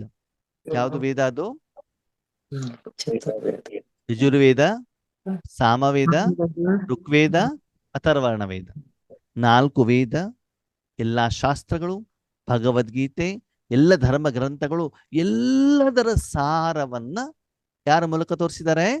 ಬ್ರಹ್ಮಾರವರ ಮೂಲಕ ತೋರಿಸಿದ್ದಾರೆ. ಸರಿ, ಬ್ರಹ್ಮಾರವರಿಗೆ ಏನು ಮಾಡ್ತಾರೆ ಅಂತಂದ್ರೆ ವೃದ್ಧ ಶರೀರವನ್ನ ತೋರಿಸ್ತಾರೆ. ಯಾವ ಶರೀರ? ವೃದ್ಧ ಶರೀರ. ಯಾಕೆ? ಯಾಕೆಂತಂದ್ರೆ ಆ ಬ್ರಹ್ಮಾರವರು ದಾದಾ ಲೇಖರಾಜ್ ಅಂತ ಆಗಿದ್ರು. ಅವಾಗ ಅವರಿಗೆ 60 ವರ್ಷ ಆಗಿತ್ತು. ಎಷ್ಟು ವರ್ಷ? 60 ವರ್ಷ ಆದಾಗ ಪರಮಾತ್ಮ ಅವರ ಶರೀರವನ್ನ ಪ್ರವೇಶ ಮಾಡಿರೋದಕ್ಕೆ ಏನು ಮಾಡಿದ್ದಾರೆ? ವೃದ್ಧ ಶರೀರವನ್ನ ತೋರಿಸಿದ್ದಾರೆ. ಓಕೆ, ನೆಕ್ಸ್ಟ್ ಪ್ರಶ್ನೆ. ಬ್ರಹ್ಮಾರವರಿಗೆ ಮೀಸೆ ಮತ್ತು ದಾಡಿ ತೋರಿಸ್ತಾರೋ ತೋರಿಸಲ್ವ? ತೋರಿಸ್ತಾರೆ. ತೋರಿಸ್ತಾರೆ. ಸರಿ. ವಿಷ್ಣುವಿಗೆ ಮೀಸೆ ದಾಡಿ ತೋರಿಸ್ತಾರ? ತೋರಿಸಲ್ಲ. ಇಲ್ಲ. ರಾಮನಿಗೆ ತೋರಿಸ್ತಾರ? ಇಲ್ಲ. ಕೃಷ್ಣನಿಗೆ ತೋರಿಸ್ತಾರ? ಇಲ್ಲ. ಯಾಕೆ ತೋರಿಸೋದಿಲ್ಲ?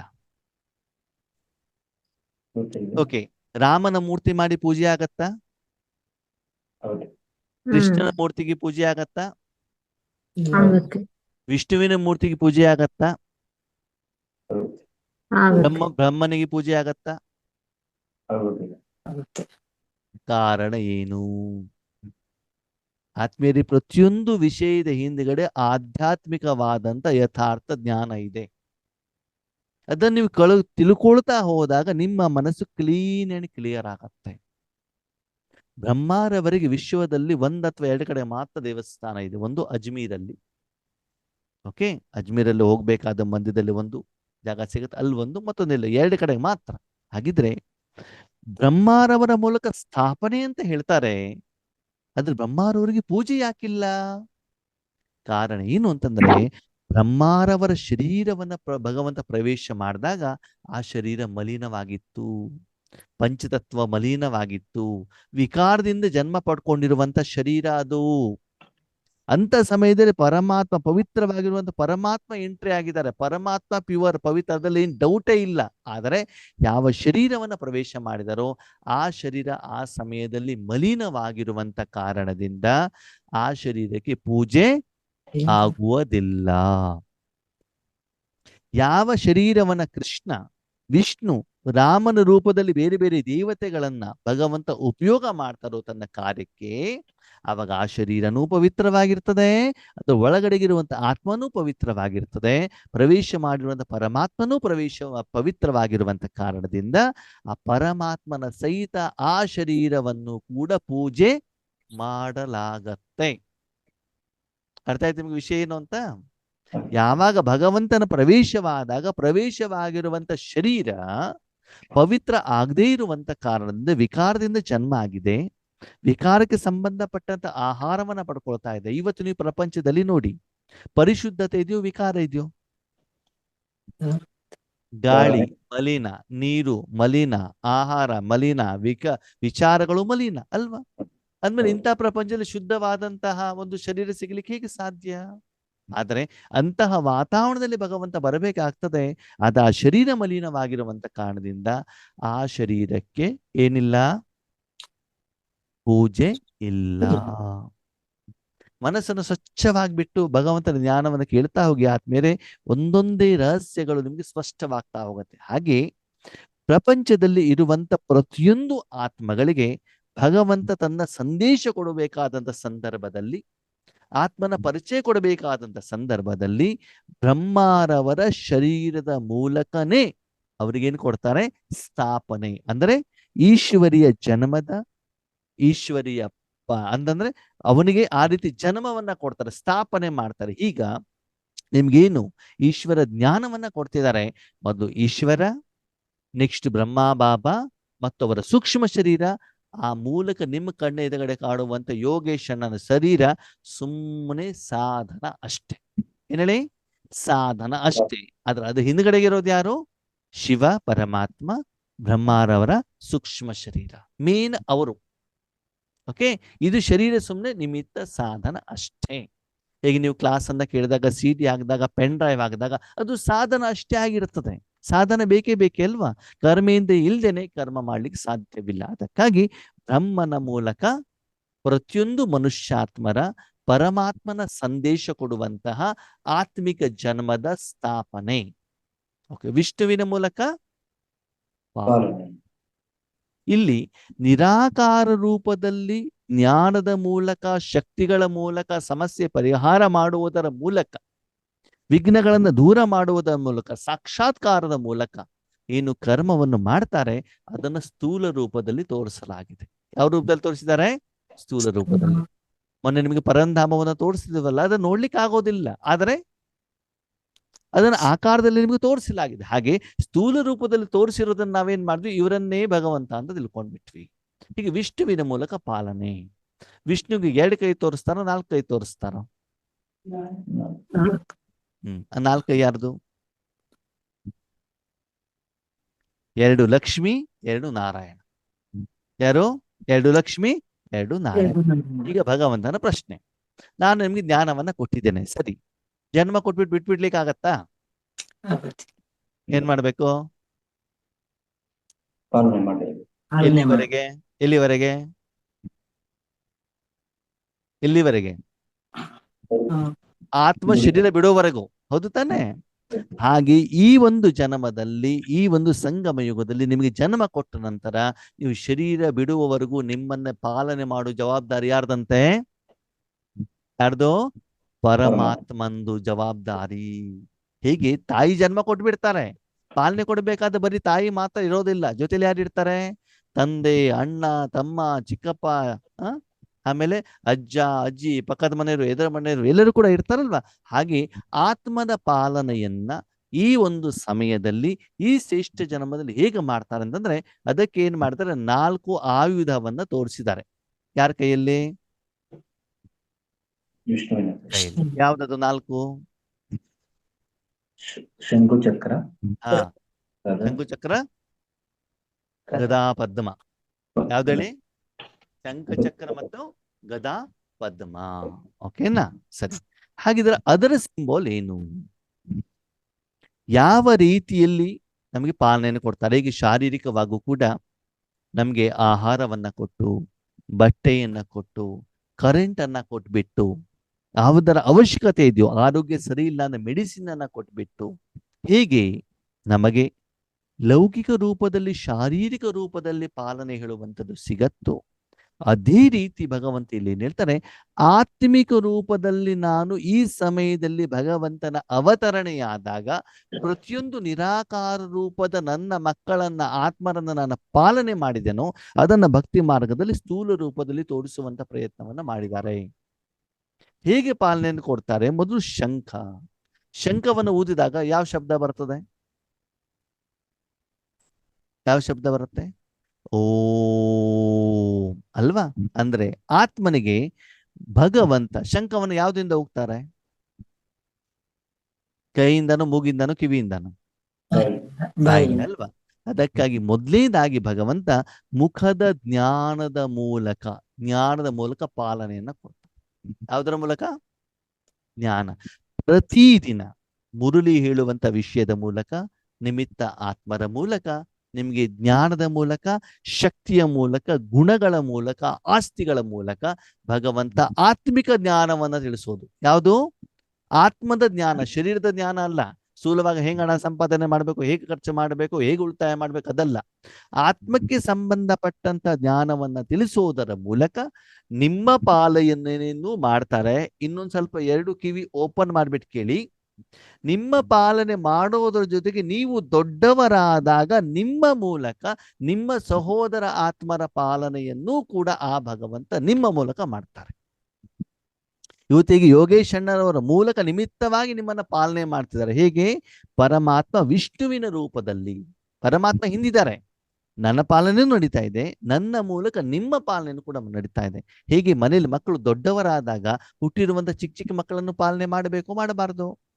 ಅವ್ರಿಗೆ ನಡೆಯೋದನ್ನ ಕಲಿಸ್ಬೇಕು ತಾನೆ, ಸ್ಕೂಲಿಗೆ ಕರ್ಕೊಂಡು ಹೋಗ್ಬೇಕು ತಾನೆ, ಹೋಮ್ವರ್ಕ್ ಗೊತ್ತಿಲ್ಲ ಅಂದ್ರೆ ಅವ್ರಿಗೆ ತಿಳಿಸ್ಬೇಕು ತಾನೆ. ಹಾಗೆ ಆ ಮೂಲ ಆತ್ಮನ ಜೊತೆ ಬೇರೆ ಆತ್ಮರನ್ನೂ ಕೂಡ ಪಾಲನೆ ಮಾಡುವಂಥವನು ಯಾರು? ಶಿವ ಪರಮಾತ್ಮ ವಿಷ್ಣುವಿನ ಮೂಲಕ ಶಂಖ. ಅದಕ್ಕಾಗಿ ಶಂಖವನ್ನ ತೋರಿಸಿದ್ದಾರೆ. ಓಕೆ, ಮುಂದೆ ಚಕ್ರವನ್ನ ತೋರಿಸಿದ್ದಾರೆ. ಯಾವ ಚಕ್ರ ಅದು? ಸ್ವದರ್ಶನ ಚಕ್ರ. ಯಾವ ಚಕ್ರ? ಸ್ವದರ್ಶನ. ಇದರಲ್ಲಿ ಭಗವಂತ ಏನ್ ಹೇಳ್ತಾರೆ? ನಾನು ಹೇಳುವಂತ ಜ್ಞಾನದಿಂದ ನಿನ್ನನ್ನು ನೀ ಚೆಕ್ ಮಾಡ್ಕೊ. ಒಂದು ಮಗುವನ್ನ ಅಮ್ಮ ಸ್ನಾನ ಮಾಡಿಸಿದಾಗ ಅಮ್ಮ ಏನ್ ಮಾಡ್ತಾಳೆ? ಮಗು ಏನ್ ಮಾಡತ್ತೆ? ತನ್ನ ಶರೀರ ಸ್ವಚ್ಛ ಆಗಿದೆಯೋ ಇಲ್ಲ ಅಂತ ಅನುಭವ ಮಾಡತ್ತೆ ತಾನೆ. ಅಮ್ಮ ಬಟ್ಟೆ ಹಾಕಿದಾಗ ಏನ್ ಮಾಡತ್ತೆ? ಕನ್ನಡದಿಂದ ನೋಡ್ಕೊಂಡು ನಾನು ಚೆನ್ನಾಗಿದ್ದೇನೆ ಅಂತ ನೋಡ್ಕೊಳತ್ತೆ ತಾನೆ ಅಲ್ವಾ? ಊಟ ಕೊಟ್ಟಾಗ ನನ್ನ ಹೊಟ್ಟೆ ತುಂಬಿದೆಯೋ ಇಲ್ಲ ಅಂತ ಚೆಕ್ ಮಾಡತ್ತೆ ತಾನೆ. ಯಾಕಂದ್ರೆ ಅವರ ಮೇಲೆ ಅಮ್ಮ ಪಾಲನೆ ಮಾಡ್ತಿದ್ದಾರೆ ಅಂತಂದ ಮೇಲೆ ಭಗವಂತ ನಿಮ್ಮ ಮೇಲೆ ಪಾಲನೆಯನ್ನ ಮಾಡಿದಾಗ ನಿನ್ನನ್ನು ನೀನು ಚೆಕ್ ಮಾಡ್ಕೋ. ನಿನ್ನ ಮನಸ್ಸು ಎಷ್ಟು ಶುದ್ಧವಾಗಿದೆ, ನಿನ್ನ ಬುದ್ಧಿ ಎಷ್ಟು ಸ್ವಚ್ಛವಾಗಿದೆ, ನಿನ್ನ ಸಂಸ್ಕಾರಗಳು ಎಷ್ಟು ಶುದ್ಧವಾಗಿದ್ದಾವೆ, ನಿಮ್ಮಲ್ಲಿ ಎಷ್ಟು ಶಾಂತಿ ಜಮಾ ಆಗಿದೆ, ನಿನ್ನನ್ನು ನೀನು ಚೆಕ್ ಮಾಡ್ತಾ ಹೋಗು. ಒಂದು ಆತ್ಮವನ್ನ ಚೆಕ್ ಮಾಡು ಹೊರತು ತನು ಧನ ಜನ ಬೇರೆಯವ್ರನ್ನ ನೋಡೋದು ಬೇಡ. ಪರದರ್ಶನ, ಪರಚಿಂತನ, ಪರಾವಲೋಕನ ಅದು ಬೇಡ. ಅವ್ರೇನ್ ಮಾಡ್ತಾರೆ, ಇವ್ರೇನ್ ಮಾಡ್ತಾರೆ, ಪತಿ ಏನ್ ಮಾಡ್ತಾರೆ, ಪಕ್ಕದವ್ರು ಏನ್ ಮಾಡ್ತಾರೆ, ಅದನ್ನ ನಿನಗೆ ಬೇಡ. ಯಾವ್ದನ್ನ ಚೆಕ್ ಮಾಡ್ಬೇಕು ನೀನು? ಆತ್ಮದಲ್ಲಿ ಏನು ಬದಲಾವಣೆ ಆಗಿದೆ ಅದು ನೀನೇ ಚೆಕ್ ಮಾಡಬೇಕು. ಸ್ವದರ್ಶನ. ಇವತ್ತು ನನಗೆ ಸಿಟ್ಟೆಷ್ಟು ಬಂತು, ಯಾಕೆ ಬಂತು, ಅದನ್ನ ಹೊರಗಡೆ ಹೋಗ್ಲಿಕ್ಕೆ ಏನು ಮಾಡಬೇಕು? ಅದಕ್ಕೆ ಭಗವಂತ ಮುರಳಿಲಿ ಏನ್ ಹೇಳಿದ್ದಾರೆ, ಜ್ಞಾನವನ್ನು ಏನ್ ತಿಳಿಸ್ತಾ ಇದ್ದಾರೆ. ಹೀಗೆ ನಿನ್ನನ್ನ ನೀನು ದರ್ಶನವನ್ನ ಮಾಡು. ನಿನ್ನನ್ನು ನೀನು ದರ್ಶನ ಮಾಡು ಅಂತಂದ್ರೆ ಕನ್ನಡ ಎದುರುಗಡೆ ಹೋಗ್ಬಿಟ್ಟು ಶರೀರ ದರ್ಶನ ಮಾಡೋದಲ್ಲ. ಶರೀರ ನೀನಲ್ಲ, ನೀನ್ ಯಾರು? ಆತ್ಮ. ಭಗವಂತ ಹೇಳುವಂತ ಜ್ಞಾನದ ಆಧಾರದಲ್ಲಿ ನಿನ್ನನ್ನು ನೀನು ಚೆಕ್ ಮಾಡ್ತಾ ಹೋಗು, ಸ್ವದರ್ಶನ ಮಾಡ್ತಾ ಹೋಗು. ಇಲ್ಲಿವರೆಗೆ ನಾವು ಪರದರ್ಶನ ಮಾಡಿದ್ವು, ಸ್ವದರ್ಶನ ಮಾಡಿದ್ವು ಆತ್ಮೀಯರೇ. ಸ್ವದರ್ಶನ. ಸ್ವದರ್ಶನ ಅಂದ್ರೆ ಏನು, ಪರದರ್ಶನ ಅಂತಂದ್ರೆ ಇದು? ಸ್ವದರ್ಶನ ಹಾ, ನಾವು ಬರೀ ಬೇರೆಯವ್ರ ಬಗ್ಗೆ ಚಿಂತನೆ ಮಾಡೋದು, ಯೋಚನೆ ಮಾಡೋದು ನೋಡು. ಆತ್ಮ ತನ್ನ ಮನಬುದ್ಧಿಯ ಮೂಲಕ ಆತ್ಮನ ದರ್ಶನವನ್ನ ಮಾಡಿ ಆತ್ಮದಲ್ಲಿರುವಂತ ಕೊಳೆಯನ್ನ ತೆಗೆದು ಆತ್ಮವನ್ನ ಸ್ವಚ್ಛ ಮಾಡಿ ಆತ್ಮಕ್ಕೆ ಬೇಕಾಗಿರುವಂತ ಆಹಾರವನ್ನ ಕೊಟ್ಟು ಆತ್ಮದ ರೋಗ ರುಜಿನವನ್ನ ತೆಗೆದು ಅದು ಚೆನ್ನಾಗಿದೆ, ಅದು ಸ್ವದರ್ಶನ. ತನ್ನ ಶರೀರವನ್ನ ನೋಡ್ತಾ ಶರೀರಕ್ಕೆ ಚೆನ್ನಾಗಿ ಫೇರ್ ಅಂಡ್ ಲವ್ಲಿ ಆಗ್ಬೇಕು, ಲಿಪ್ಸ್ಟಿಕ್ ಆಗ್ಬೇಕು, ಹೇರ್ ಡೈ ಆಗ್ಬೇಕು, ಸುಂದರವಾಗ್ಬೇಕು, ಬಂಗಾರ ಬೇಕು ಅಂದಿದ್ದು ಸ್ವದರ್ಶನ ಪರದರ್ಶನನು? ಆ ಯಾವ ದರ್ಶನ? ಪರದರ್ಶನ. ಆತ್ಮವನ್ನ ಬಿಟ್ಟು ತನು ಧನ ಜನ ಏನು ನೋಡಿದ್ರು ಕೂಡ ಪರದರ್ಶನ. ಮನೆಯವ್ರು ಏನ್ ಮಾಡ್ತಾರೆ, ಮಕ್ಕಳು ಏನ್ ಮಾಡ್ತಾರೆ, ಪಕ್ಕದ ಮನೆಯವ್ರು ಏನ್ ಮಾಡ್ತಾರೆ, ಟಿವಿಲಿ ಏನ್ ಮಾಡ್ತಾರೆ, ಸೀರಿಯಲ್ ಏನ್ ಮಾಡ್ತಾರೆ, ಇದೆಲ್ಲ ಪರದರ್ಶನ, ಅದು ಬಿಟ್ಬಿಡಿ. ನೆಕ್ಸ್ಟ್ ಏನ್ ಹೇಳ್ತಾರೆ ಭಗವಂತ? ಗದೆಯನ್ನ ತೋರಿಸಿದ್ದಾರೆ. ಗದೆಯನ್ನು ಹೇಗೆ ತೋರಿಸಿದ್ದಾರೆ? ಹೆಗಲ ಮೇಲೆ ಇಟ್ಕೊಂಡಿದ್ದಾರೆ, ಕೆಳಗಡೆ ಇಟ್ಕೊಂಡಿದ್ದಾರೆ ಗದೆಯನ್ನ. ವಿಷ್ಣು ಕೆಳಗಡೆ, ಗದೆಯನ್ನ ಮೇಲುಗಡೆ ಇಟ್ಕೊಂಡಿದ್ರೆ ಯುದ್ಧಕ್ಕೆ ಹೊರಟಿದ್ದಾರೆ ಅಂತ ಲೆಕ್ಕ. ಗದೆಯನ್ನ ಕೆಳಗಡೆಗಿಟ್ರೆ ಯುದ್ಧದ ಮೇಲೆ ಜಯ ಪ್ರಾಪ್ತಿ ಮಾಡಿದಿರಿ ಅಂತ ಲೆಕ್ಕ.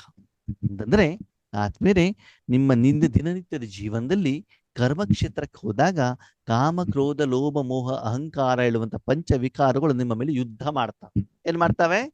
ನಿರಾಕಾರ ರೂಪದಲ್ಲಿ ಯುದ್ಧ ಮಾಡ್ತಾವೆ. ನಿಮ್ಮ ಪತಿ ನಿಮ್ಮ ಮೇಲೆ ಯುದ್ಧ ಮಾಡೋದಿಲ್ಲ, ಆ ವಿಕಾರಗಳು ನಿಮ್ಮ ಮೂಲಕ ಅವ್ರ ಮೂಲಕ ಮಾಡ್ತವೆ ಅಷ್ಟೇ. ಅರ್ಥ ಆಗ್ತಿದ್ಯಾ? ಆ ವಿಕಾರಗಳ ಮೇಲೆ ಜಯ ಪ್ರಾಪ್ತಿ ಮಾಡ್ಲಿಕ್ಕೆ ಭಗವಂತ ನಿಮಗೆ ಸಹಯೋಗ ಕೊಡ್ತಾರೆ. ಯಾರು ಸಹಯೋಗ ಕೊಡ್ತಾರೆ? ಮನೆಯಿಂದ ಹೊರಗಡೆ ಹೋದಾಗ ತಲೆ ಸುತ್ತಬಾರದು ಅಂತಂದ್ರೆ ನಮ್ಮ ಊಟ ಕೊಡ್ತಾ ಇರ್ತಾನೆ, ಆರೋಗ್ಯ ಚೆನ್ನಾಗಿರ್ಬೇಕು ಅಂತ ಮೆಡಿಸಿನ್ ಕೊಡ್ತಾ ಇರ್ತಾನೆ. ಅದಕ್ಕಾಗಿ ಆ ದಿನದಲ್ಲಿ, ಆ ಸಮಯದಲ್ಲಿ, ಆ ಜೀವನ ಪೂರ್ತಿ ವಿಕಾರದ ಮೇಲೆ ಜಯವನ್ನ ಪ್ರಾಪ್ತಿ ಮಾಡ್ಲಿಕ್ಕೆ ಪರಮಾತ್ಮ ಪ್ರತಿಯೊಂದು ಆತ್ಮನಿಗೂ ಕೂಡ ಸಹಯೋಗವನ್ನ, ಶಕ್ತಿಯನ್ನ, ಆಸ್ತಿಯನ್ನ, ಗುಣವನ್ನ ಕೊಡ್ತಾರೆ. ಅದಕ್ಕಾಗಿ ಗದೆಯನ್ನ ಕೊಟ್ಟಿದ್ದಾರೆ. ಅದರ ಆಯುಧ ಯಾವುದಕ್ಕೆ? ಆತ್ಮೇರೆ ಆತ್ಮಕ್ಕೆ ಗೊತ್ತಿರಲಿ. ಈ ರೀತಿ ಭಗವಂತ ಯಾವ ರೀತಿ ತನ್ನ ಪಾಲನೆಯನ್ನ ಪ್ರಪಂಚದ ಪ್ರತಿಯೊಂದು ಮನುಷ್ಯಾತ್ಮರ ಮೇಲೂ ಕೂಡ ಮಾಡ್ತಾರೆ. ಆದ್ರೆ ಯಾವಾಗ? ಆ ಮಗು ತಾಯಿಯ ಮನೇಲಿ ಇರಬೇಕು, ತಾಯಿಯ ಮಡಿಲಲ್ಲಿ ಇರಬೇಕು, ತಾಯಿಯ ಪಾಲನೆ ಮಾಡಬೇಕು. ಆ ಮಗು ಊರು ಸುತ್ತಾ ಇದ್ರೆ ಅಪ್ಪ ಅಮ್ಮ ಏನು ಮಾಡ್ಲಿಕ್ಕೆ. ಹಾಗೆ ನೀವು ಕೂಡ ನಿಮ್ಮ ಮನಸ್ಸನ್ನ ಪರಮಾತ್ಮನ ಮಡಿಲಲ್ಲಿ ಇಟ್ಟಾಗ, ಪರಮಾತ್ಮನ ಮನೆಯಲ್ಲಿ ಇಟ್ಟಾಗ ನಿಮ್ಗೆ ಈ ರೀತಿ ನಾನು ಪಾಲನೆಯನ್ನ ಕೊಡ್ತಾ ಇದ್ದೇನೆ, ಇದು ನನ್ನ ಕರ್ತವ್ಯ. ಬ್ರಹ್ಮನ ಮೂಲಕ ಸ್ಥಾಪನೆ, ವಿಷ್ಣುವಿನ ಮೂಲಕ ಪಾಲನೆ. ನಾಲ್ಕನೇದು ಯಾವ್ದು ಕೊಟ್ಟಿದ್ದಾರೆ ಕೈಯಲ್ಲಿ? ಕಮಲದ ಹೂ. ಏನು ಕೊಟ್ಟಿದ್ದಾರೆ? ಕಮಲದ ಹೂ. ಶಂಖ, ಚಕ್ರ, ಗದಾ, ಪದ್ಮ. ಕಮಲದ ಹೂ ಎಲ್ಲಿ ಇರ್ತದೆ? ಕೆಸರಲ್ಲಿ ಅಲ್ವಾ? ಹಾಗೆ ಮಕ್ಕಳೇ, ಪ್ರಪಂಚ ಕೆಸರು, ಹೌದಲ್ವಾ? ಪ್ರಪಂಚದಲ್ಲಿ ಮನಸ್ಸನ್ನ ಇಟ್ಟರೆ, ಇವಾಗ ನೀವು ಯಾರ್ದೇ ಮನೆಗೆ ಹೋಗ್ಲಿ, ಯಾರ್ತಾದ್ರು ಮಾತಾಡಿದ್ರೆ ನಿಮ್ಗೆ ಸುಖ ಸಿಗತ್ತೋ, ನೆಮ್ಮದಿ ಸಿಗತ್ತೋ, ಭಯ ಆಗತ್ತೋ, ಹೆದರಿಕೆ ಆಗತ್ತೋ, ದುಃಖ ಆಗತ್ತೋ? ಏನಾಗತ್ತೆ? ಕೆಸರು ಮೆತ್ಕೊಂಡ್ರೆ ಅದು ಕೆಸರನ್ನ ಮುಟ್ಟಿದ್ರೆ ಮೆತ್ಕೊಳ್ಳುತ್ತೋ, ಕ್ಲೀನ್ ಆಗತ್ತೋ? ಮೆತ್ಕೊಂಡ್ರೆ ನಿಮ್ಗೆ ಆರಾಮ ಆಗತ್ತೋ, ಕಷ್ಟ ಆಗತ್ತೋ? ಹಾಗೆ ನಾವು ಮನೆಯಿಂದ ನೆಂಟರ ಮನೆಗೆಲ್ಲ ಹೋಗ್ಬಿಟ್ಟು ಬಂದ್ರೆ ಖುಷಿ ಆಗತ್ತೋ, ಬೇಜಾರಾಗತ್ತೋ? ಅವ್ರ ಮನೇಲಿ ಹಂಗೆ, ಇವ್ರ ಮನೇಲಿ ಹಿಂಗೆ, ಅವರಲ್ಲಿ ಇರುವಂತೆ, ಈಗಿಲ್ವಂತೆ, ದುಃಖ ತಗೊಂಡ್ತಾನೆ ಬರ್ತೀವಿ ನಾವು, ಅಲ್ವಾ? ಓಕೆ. ಕಮಲ ಎಲ್ಲಿರ್ತದೆ? ಕೆಸರಲ್ಲಿ. ಕಮಲಕ್ಕೆ ಕೆಸರು ತಾಗತ್ತೋ, ತಾಗಲ್ವೋ? ತಾಕಲ್ಲ. ಹಾಗೇನೆ ನೀವು ಕಲಿಯುಗದಲ್ಲಿ ಇರಬೇಕು, ದುಃಖದ ಪ್ರಪಂಚದಲ್ಲಿ ಇರಬೇಕು.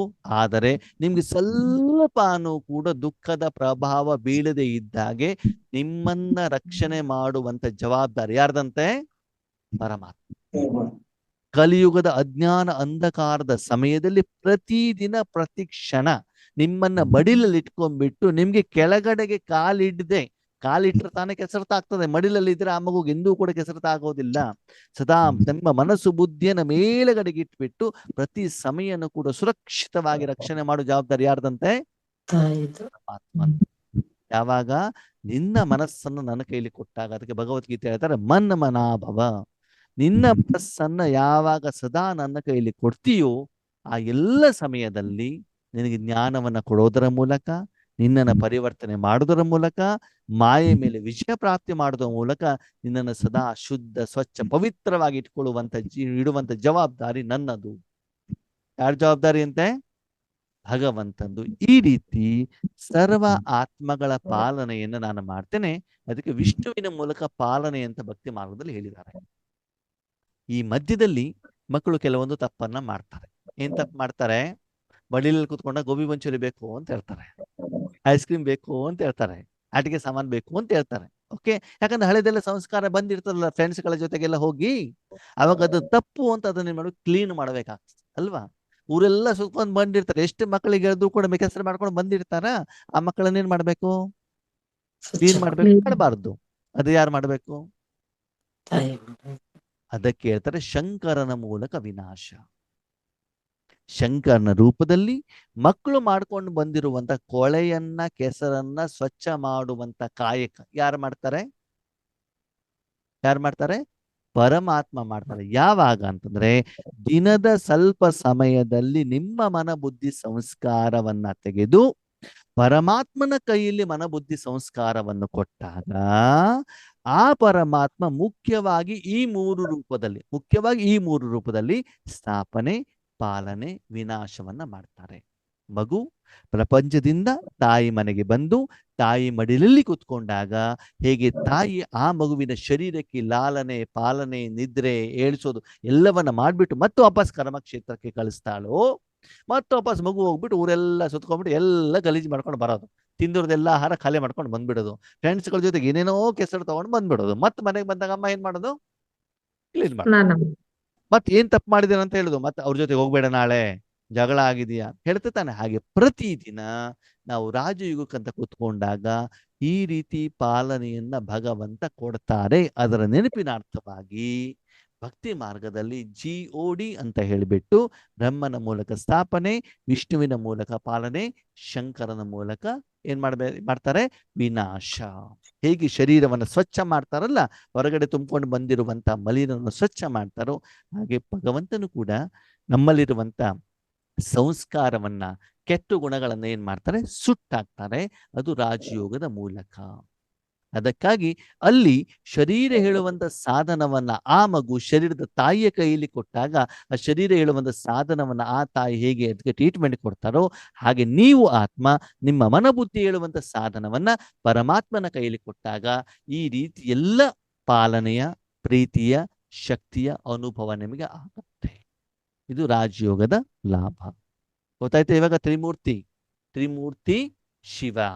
ಹೌದಾ? ಹಾಗಿದ್ರೆ ಈ ತ್ರಿಮೂರ್ತಿಯ ಮೂಲಕ ಈ ಎಲ್ಲ ಕರ್ಮವನ್ನು ಮಾಡುವಂಥವ್ರು ಯಾರು? ಶಿವ ಪರಮಾತ್ಮ.